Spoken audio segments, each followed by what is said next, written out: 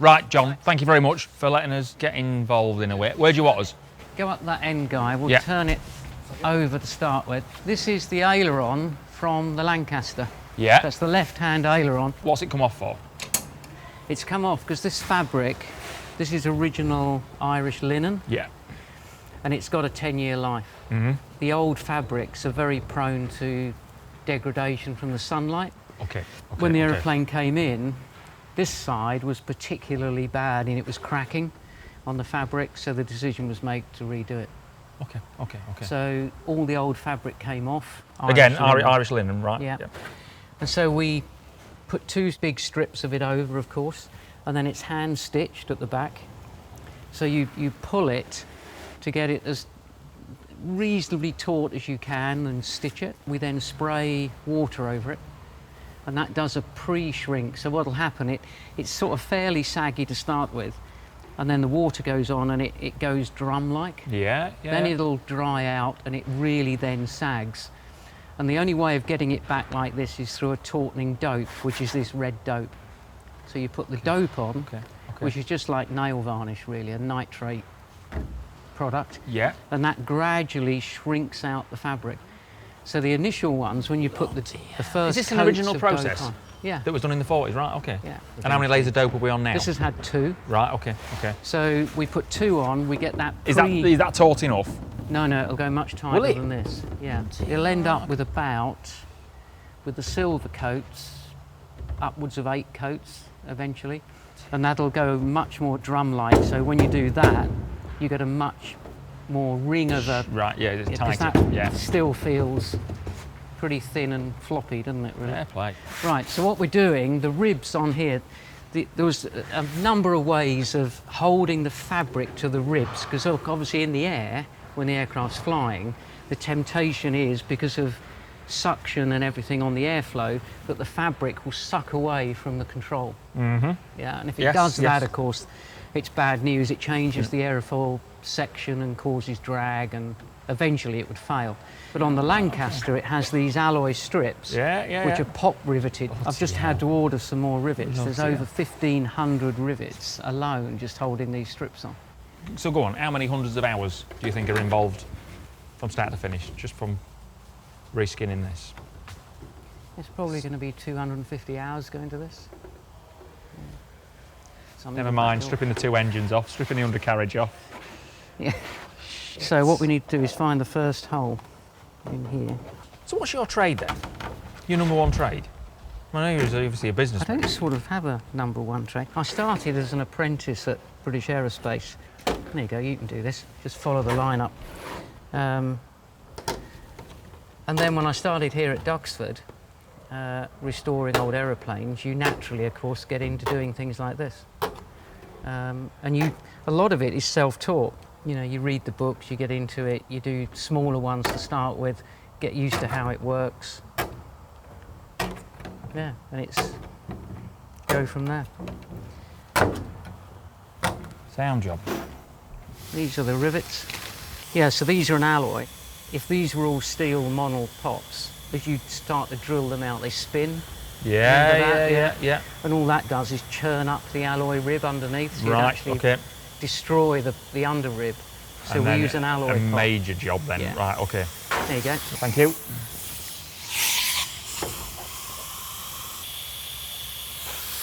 Where do you want to start from here? Yeah, start from there. Okay. Go in and then pull it, Yeah, that's nice. You've an hour or 2 of doing this then? Yeah, I've spent the last 3 days doing this.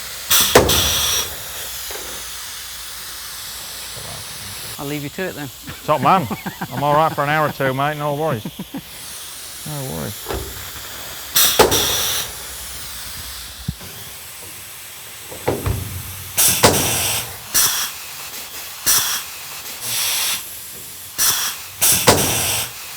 Do you want to do a fabric strip? Yes, please.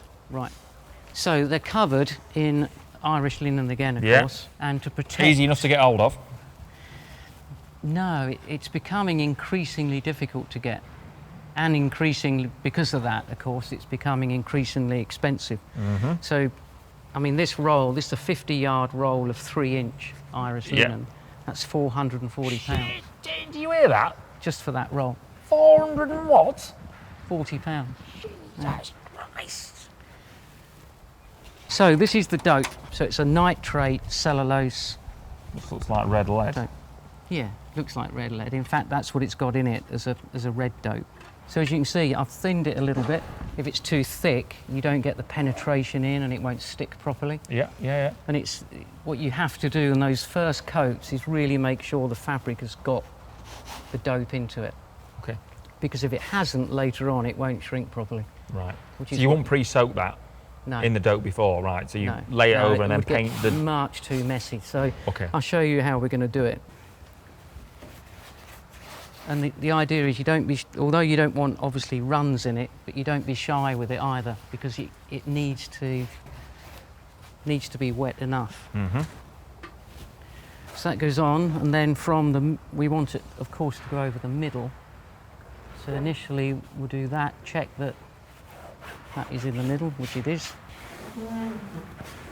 And then just get it down alongside the rib, make sure the edges are starting to stick. What's the gain of this? To protect over those that strips? strip. Protect it from what? From the elements. What, To getting give corrosion it some, underneath it? Yeah, and also Right. to stop. This will naturally flex in the air against that alloy. It would eventually split the fabric. Right, So okay, by putting okay. this over, that's reinforcing that. Taking the stress away from joint. that edge. Exactly. Yeah. Okay. Yeah. Okay. So you just need to rub that dope into the fabric. And then don't do it too much, because what will happen, that's gradually going to start drying and it will bubble up if you work it too much. Yeah, so it's Okay. literally, once it's into the fabric like that, that's Yeah. it, job Yeah, done. yeah. Right, okay. We can do another one of these if you wish, Mm-hmm. Sound. but you can do it. Thank you. Cut it off Call at that the a draw back at the edge and there. get the light, so as you can see, it's not a square cut, it's going at a slight angle. Yeah. Sound. Try and get the Yeah, eye take in the with it. scissors right over it, so you sort of try and do it in one cut. There you go. What we're looking like. I'm pretty nervous now.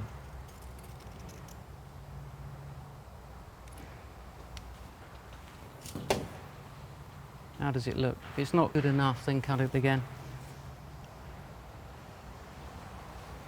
You're good there. You happy enough? That's good. Out of here.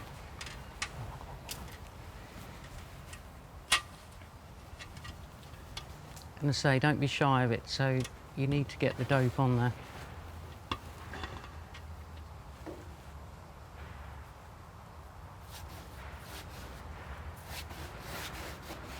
No pressure out, John.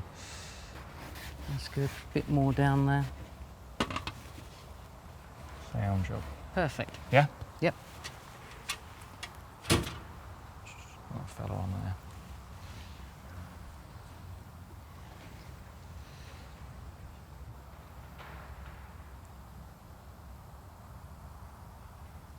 What are you thinking there? Yeah, that's good. Happy enough? Yeah. Rub that in with your hand. Yeah, flat of your hand to start with to get it into. There we go.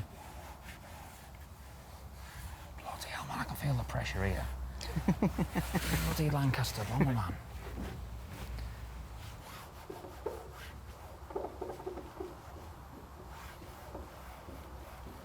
That's it. And then just with your finger, just rub those edges down, and then we're back to the dope again.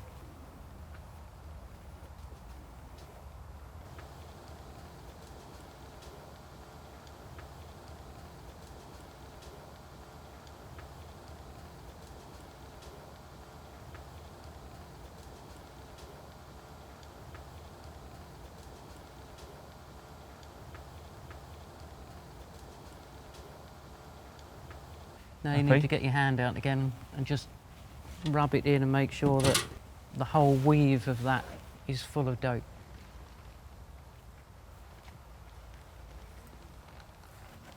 That's not too much, is it? No, that's good.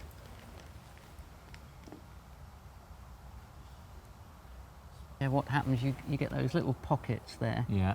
I'll turn it over and show you the other side next, and you'll see how it dries out from this first coat. There we go. So if we slide it that way first, Yeah. Guy, and then over. Okay. Right, you can see where I've put all these strips on, and you can see where as it dries, look, it tends to suck down as it's shrinking out. Yeah. So the edges that you were trying to rub down before, as long as you've got the dope in there, you can ignore that, because it will just naturally shrink down to the structure and start to form over it. You see where it's just formed around here? I do, yeah. And eventually it will have a leading edge tape that covers all that. I don't think you can go to college to learn this trade, can you? Thank you very much, John. That's a pleasure. Thank you very much. It's a pleasure. Yeah, thank you. Thank you. What an honour.